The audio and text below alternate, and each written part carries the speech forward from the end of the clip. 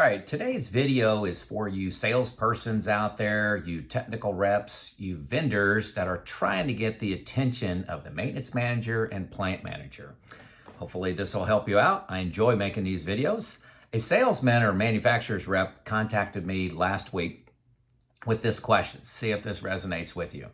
I make about 100 contacts through calls and emails, and I'm lucky to get one person out of that 100 just to listen to my talk.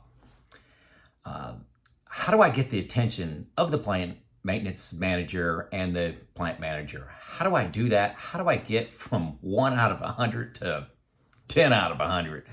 I'm desperate. What's your thoughts on this, Joe? Hey, this is Joe Kuhn of Lean Driven Reliability, bridging the gap between the best practices that you know you should be doing in your plant and the reality that you live in every day, the culture eats your plans for breakfast. What's your inside information on how to improve things at a manufacturing plant, Joe? So, you know I've been an operations leader, a maintenance manager, a plant manager for 30 years. I got 35 years of experience in heavy industry. These roles are demanding. They're high pressure, they're results driven, and sometimes plant managers can be short with you. Time is our most precious resource. Manufacturing leaders are bombarded with problems, urgent issues, strategic issues, opportunities. Everybody's trying to sell us something. Let's focus on reliability of this equipment. Let's buy this new equipment. Let's increase our quality over here. Let's put in a better inspection system. Let's hire more people. Every day is full of that, and you as a salesperson are just adding to the pulls on my time. Just to be candid, there's a great chance you're trying to sell something the leader doesn't even know is a problem. So you're selling something that they don't even want to buy. They don't even know it's an opportunity because they're not focused on it. They're focused on the 1,000 zebras out there on the savannah, and you're talking about one of them. To get my attention, you had to be seen as help and a problem solver, okay? So how do you do that? This is your dilemma. You got to be seen as a problem solver, and the plant manager or maintenance manager doesn't even know it's a problem. So you get caught in this little loop, and you're lucky to have 1 out of 100 people even talk to you. So what was my advice to this salesperson? I'd say, this is a hypothetical example now. This was a real phone call, hypothetical example, to protect the innocent.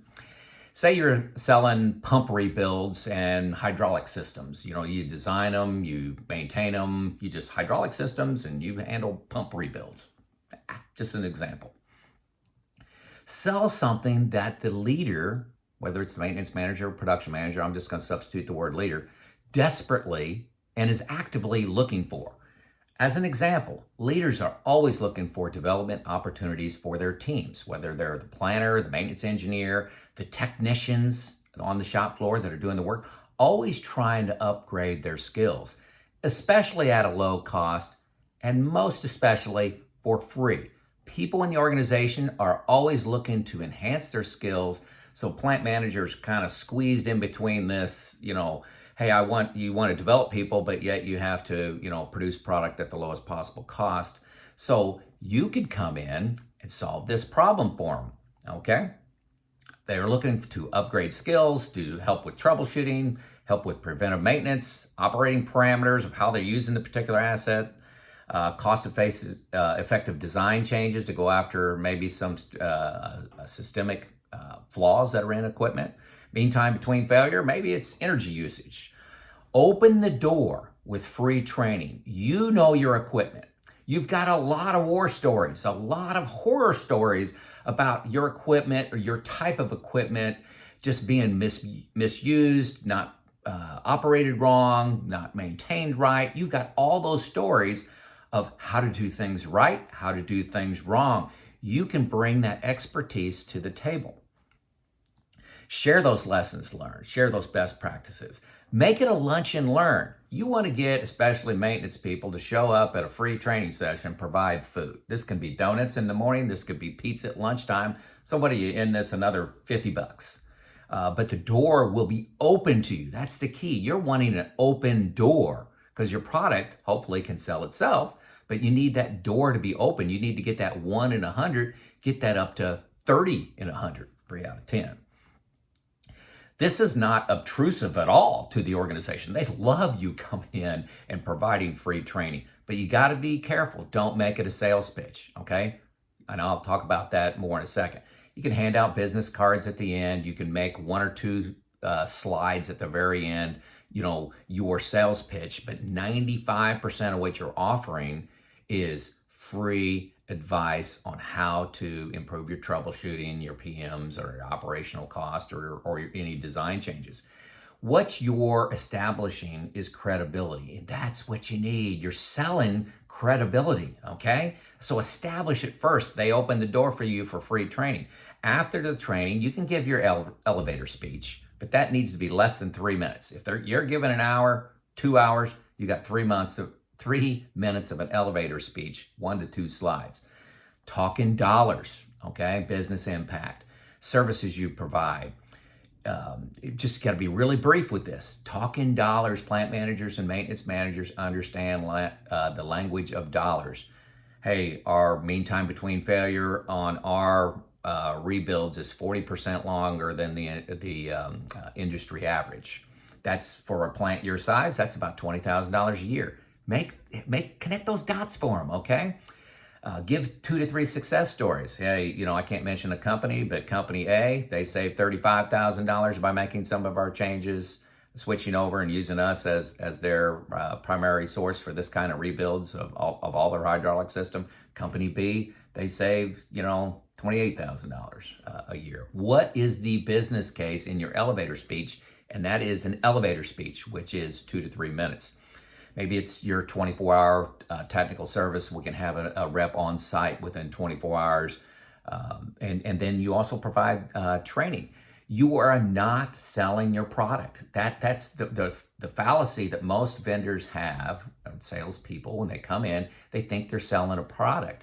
You're selling expertise and credibility. And they will gladly open your door for that if you sell that in the form of free training. You could do that on site, okay? So you can go on site and say, guys, can I have all your maintenance people or half your maintenance people from 8 to 9 in the morning and the other half from 9 to 10 in the morning? And I want to talk through how do you PM pumps, or how do you PM hydraulic systems, how they fail, war stories, all those things. Very small sales pitch at the end. You do that on plant site. You can do it on virtual webinars, so you make a little video, or not that video. Sorry. Let me back up. You can advertise on LinkedIn for a virtual webinar and let people click on it and sign up for it. You're going to get a lot of engineers, maybe some maintenance managers, maybe some planners on board, but you're not going to get the technicians if you do a virtual training. You could post on YouTube, and that's free to do. Post on YouTube, and then every time you post a video on YouTube, put it also on LinkedIn. You can also send out emails. I know you're probably already doing this, sending out emails, but instead of putting together a 20-point or 20-slide PowerPoint presentation, put together an email with a short paragraph and a video in that. How does the next generation learn? If you have a problem with your refrigerator at home, it's making some noises, and you want to figure out what's going on, solve that problem, what do? You go to YouTube, type it in, and look for common problems with your type of refrigerator. It's making this kind of noise. Here's the solution. So people are far more prone to click on a video and listen to it if it's 5-6 minutes long than they are to read through 20 slides. Put yourself in that situation. So that's just reality. So there's some ideas of how you can provide a free service that's in demand and what the leaders are looking for. When a pump or hydraulic problem at a later date arises at this plant, you're going to be the one they think of. Didn't we have somebody in last month? Didn't we have somebody in last year?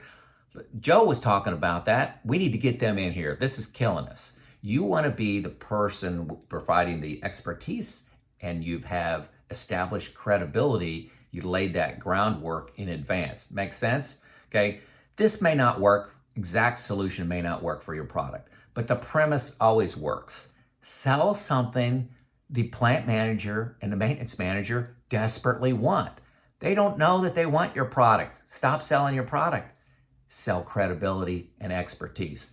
If you want my opinion on your products in your business, you want to talk to somebody that has been the decision maker at a plant, whether it's maintenance, operations, or plant management, you want to talk to me, there's a link below. Click on that and you can secure an hour of my time. Hope this helps. This is Joe out.